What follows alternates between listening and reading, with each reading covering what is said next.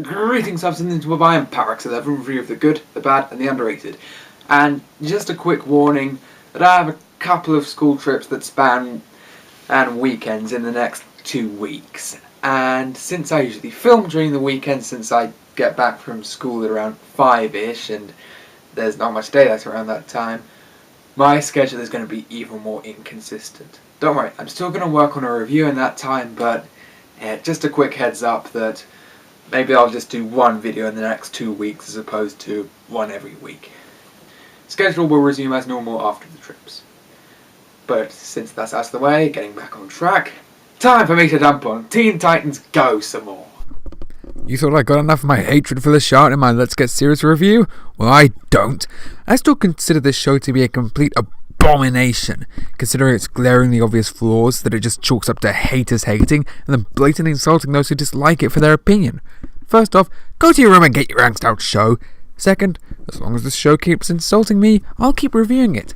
I just assume this show loves abuse so much, considering how it seemingly intentionally pisses off the geek community. So as soon as I heard they were doing a 2-part episode, I was filled with dread. I knew I had to review it, but I can barely survive 10 minutes of this crap. I have to sit through 20? It's one of the few times in my life I have prayed for the ad breaks. Plus, finding out the dark side, possibly the most powerful and evil DC villain since the Joker was going to be in it, wasn't much comfort either. I had to see one of my favourite superhero teams get bastardized. Now one of my favourite villains?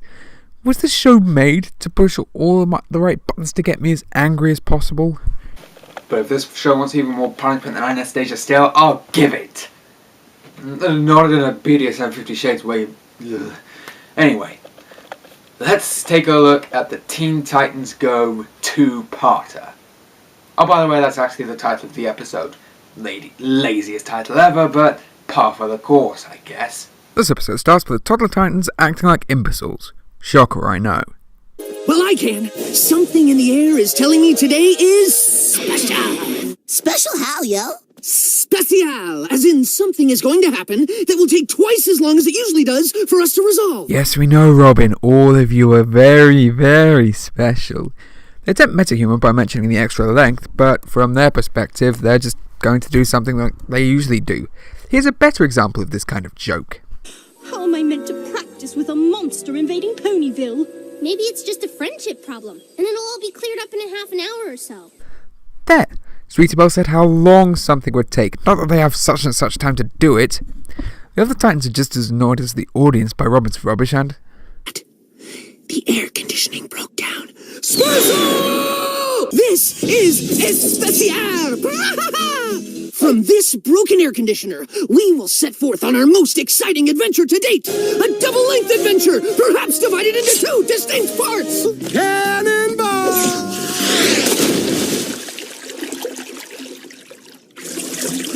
Great job.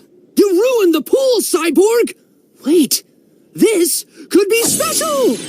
We can practically see the Nike symbol in the horse. Stop kicking it before you kill it. Then, of course, decide to swim in the fountain of the Hall of Justice, with only Cyborg realizing they're disrespecting the frickin' Justice League and could get fired from superhero stuff. I just found a warm spot. Ew. This warm water is really relaxing my muscles. Oh, just what this show needed. They then break into the hall because they're, of course, slacker jackasses. God, this show is so... And they get in trouble through the only mildly entertaining joke in this crap pile. He's Batman! Batman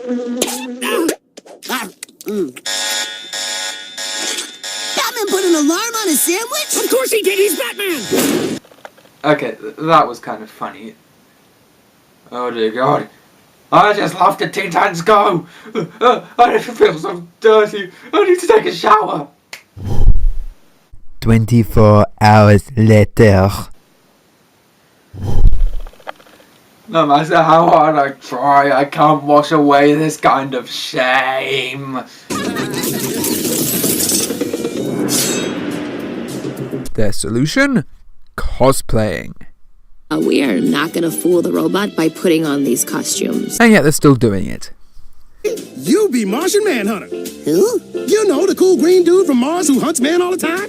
Sweet, I wanna hunt me some men's. Beast Boy, never say that in a male stripper outfit.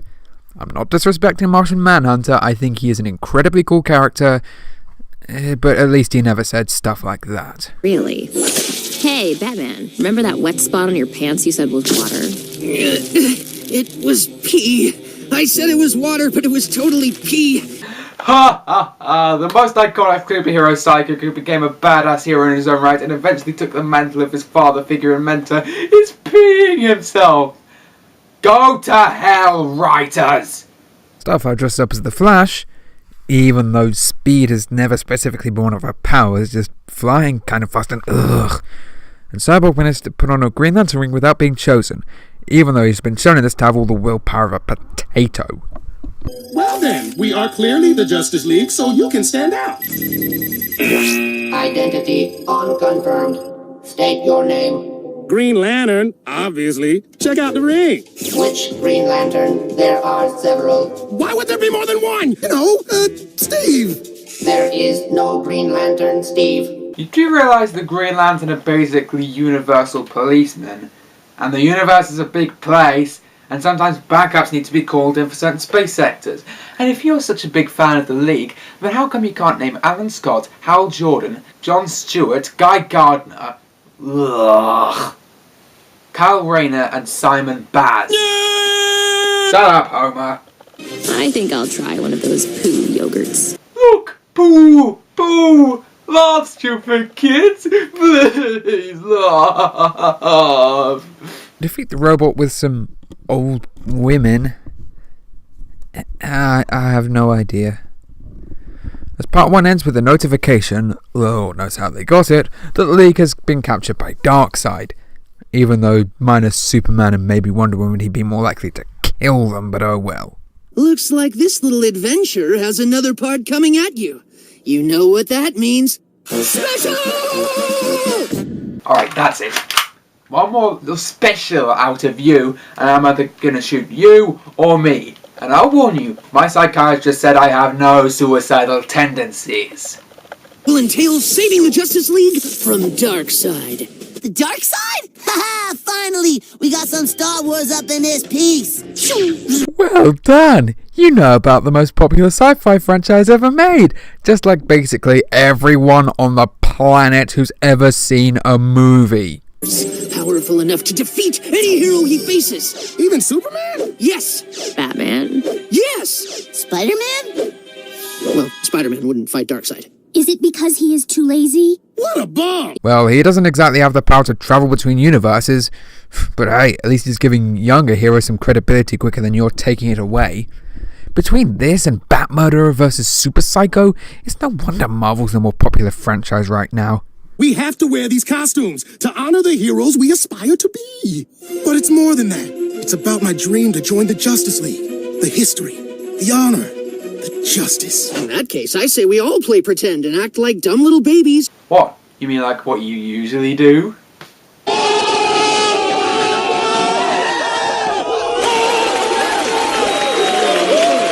Then they decide to reference one of DC's classic bad shows, still rather watch Super Friends over this any day, before going to some vehicles. Except Green Lantern and Martian Manhunter can fly through space on their own, so they wouldn't need them, but guess they have toys to sell. What good is this for that, and wasting a time slot? They then get to Apocalypse, and actually I'm kind of interested, scared but still interested, in what they can do with Darkseid.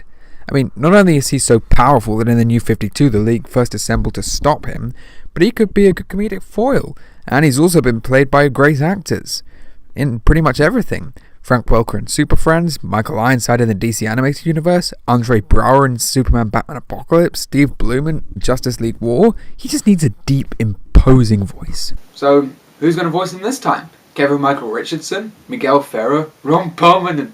Okay, I'll wait. A fart joke then ensues. Well, I suppose after the excrement jokes, that's a step up. Batman, you... Batman? I'm Batman. I need you to... Where'd he go? I'm Batman. You're supposed to be Batman, not ADD man. They then come across the Imprisoned League and we see Darkseid for the first time. Darkseid. How dare you enter our home and try to take what is mine? That's an okay voice.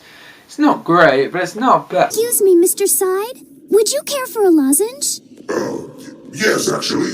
You appear to have the scratchies of the throat. I have been fighting this cold for the longest time.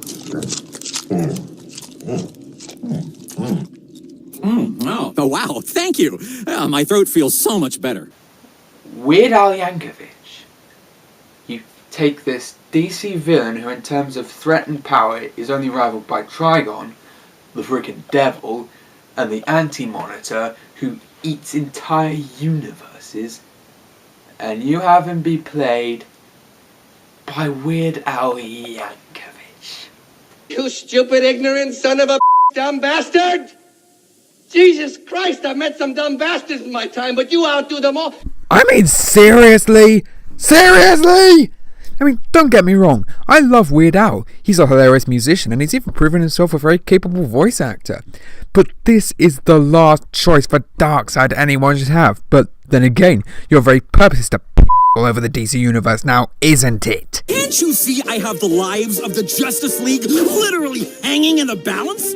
I press a button and boom, they're gone! You do not sound like the kind of person who would do such a thing. Well, I'm also going to use the anti-life equation to destroy Earth. Equations?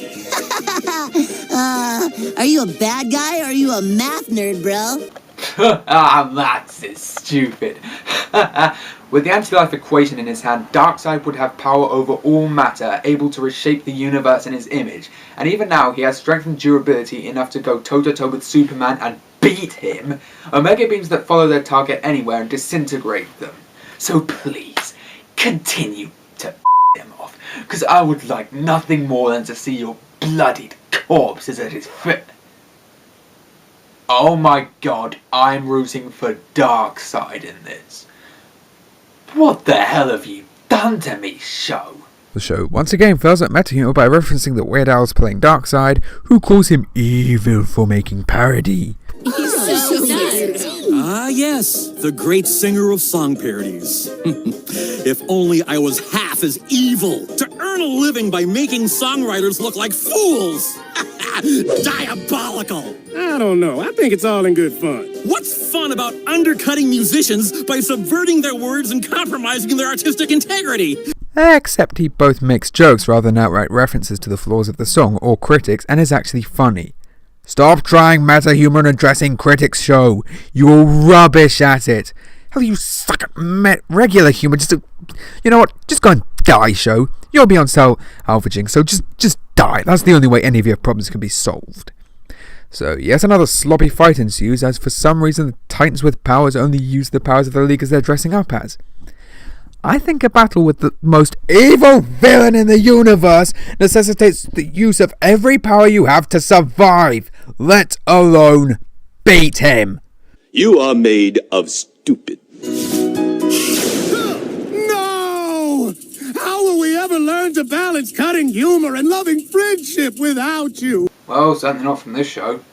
So Cyborg finally uses his other power of pulling a random gadget out of his ass and kills Darkseid. While I generally don't like superheroes killing, except for Deadpool because he's amazing, I'll allow it as, heck, even Batman tried to kill Darkseid in Final Crisis.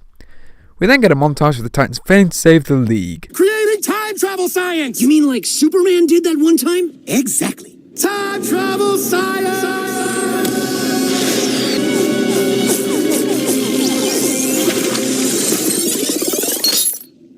We're back. Quickly! Save the Martian Manhunter! Oops. Let the Earth's most powerful heroes die several times. We're doomed. Heck, for that matter, not only was it stupid when Superman reversed time, I don't remember Cyborg ever being able to fly in any comic I read, and if I missed it any can, he certainly wouldn't be able to fly as fast as Superman. And also, how can the other Titans be aware of him reversing time since they're not travelling with him? And why aren't they all flying off Apocalypse rather than going back in time? Ugh! They are safe. Let's just leave them here. But they'll never know that I defeated Darkseid and saved the world. Friend Cyborg, one day they will surely recognize your strength and bravery. Not with them in those pods! And so this Ballfest ends with the future Titans and Robin, and even though Robin is shown to become Nightwing in their continuity, well, still playing that stupid game, and Cyborg as a League member chases them away. Hey, I see you. Get back here, you scamp. Aw, even in old age, they still have the mental age of fetuses. Good God, this episode is awful. Well, it's not as bad as Let's Get Serious or The Return of Slade, in which they literally flip the bird to anyone in their fan base watching, as well as any adult who watches any cartoon. Yeah, just switch out clown for cartoon in these next clips. Clowns are great for little kids. You guys are too old for clowns. Lost sight of what made clowns cool in the first place, as being age-appropriate entertainment. We can't hold on to our childhood forever. Tell it to Batman the Animated Series, Avatar, Friendship is Magic, Gravity Falls, Steven Universe, the first 3 seasons of SpongeBob, and the show you're spitting on. But, getting back on track, this episode is still just terrible. The animation is still awful, they have loads more fight scenes, only showing their poor quality even more, and the Titans are reduced to little more than obnoxious, immature trolls. Oh wait, that's what they usually do. Well, they're even worse than normal here. They even drag down Darkseid with them. They managed to make Weird Al playing a dark, scary villain unfunny. Heck, how do you even make Weird Al unfunny? But then again, it's Michael Jelenic on the writing group for this. He's written loads of other episodes, along with loads of other bad cartoons like Be Cool Scooby-Doo, the Batman, the Brave and the Bold, DC Showcase, the 2011 Thundercats, and the Wonder Woman animated movie? Mikey? What the hell happened to you? Those previous 4 things I mentioned are really good. Brave and the Bold is actually pretty similar in tone to Titans Go, being lighthearted and fun, but treated the characters with respect, even while it was silly. He even wrote Mayhem of the Music Meister, the most popular episode of the show, and a musical at that, as the songs in that are really good, while the songs in Titans Go suck balls. Oh, by the way, Music Meister in his episode is voiced by Neil Patrick Harris, so any How I Met Your Mother fans may want to check it out.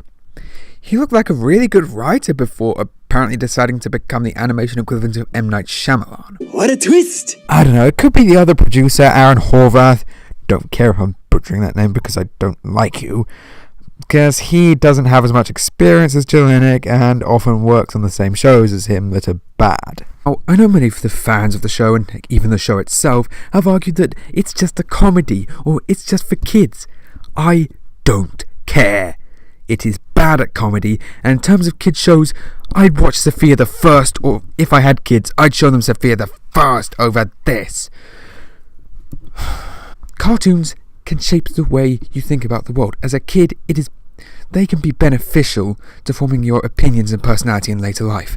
I know. I am thankful for the lessons that Avatar The Last Airbender or the original Teen Titans taught me as a kid, because they turned me into a functioning person. Heck, even as a teenager. As cheesy as it sounds, the friendship lessons from My Little Pony Friendship is Magic taught me how to be better with people. And it's part of the reason I became Parex 11, to make a case for cartoons, to show people that they can be more than kid stuff, and to shoot down cheap, puerile, unoriginal bullshit like Teen Titans Go.